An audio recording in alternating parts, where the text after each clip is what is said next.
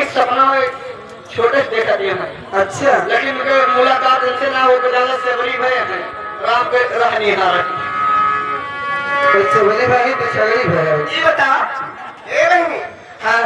बात क्या है हां बहनी हमारी आदत पर काजल लगा रही आज हाँ कैसे कैसे लगा पहले सुना